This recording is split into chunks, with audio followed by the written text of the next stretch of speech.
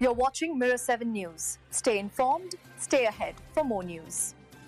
So here's what's unfolding right now in the ongoing battle between Ticketmaster, its parent company Live Nation, and millions of frustrated customers. A major step forward has just been signaled in a huge antitrust class action lawsuit, and it could reshape how the live event ticketing world operates. A U.S. District Judge, George Wu, has indicated that he's likely to allow this class action to move ahead. This came after a hearing where the judge took the motion for class certification under submission. In simple terms, this means that millions of customers, both those who bought tickets originally and those who purchased resale tickets, may soon be officially recognized as a single group in the lawsuit. The case itself was filed back in January 2022, and it argues that Ticketmaster and Live Nation have built an unfair monopoly over the ticketing industry.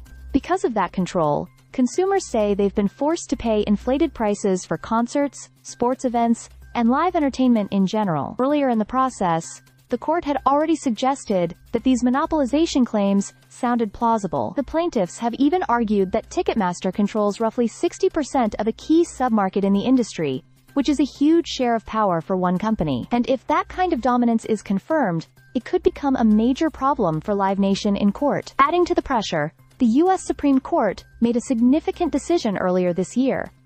It refused to hear Live Nation's attempt to enforce its controversial arbitration clause. This clause was meant to push consumer complaints out of the court system and into private arbitration, a move that often benefits large corporations. But the Ninth Circuit had already called those arbitration terms unconscionable, and the Supreme Court simply let that ruling stand. That left Live Nation exposed to active litigation in federal court. On top of all that, Live Nation and Ticketmaster are also juggling another separate antitrust case. This one brought forward by the U.S. Department of Justice, along with 39 states. That lawsuit is even more sweeping, aiming to break up the two companies entirely. Live Nation tried to slow down the consumer class action until after the government's case, but Judge Wu wasn't convinced and denied the request earlier this year. The government's trial is set to begin in March of next year. So, with all these legal fires burning at once, Live Nation is facing one of the most intense periods of scrutiny it has ever seen. If this class action is fully certified, millions of customers will be brought together in a single, powerful challenge against the ticketing giant, and the outcome could have a major impact on how we all buy tickets in the future. Stay subscribed for more videos.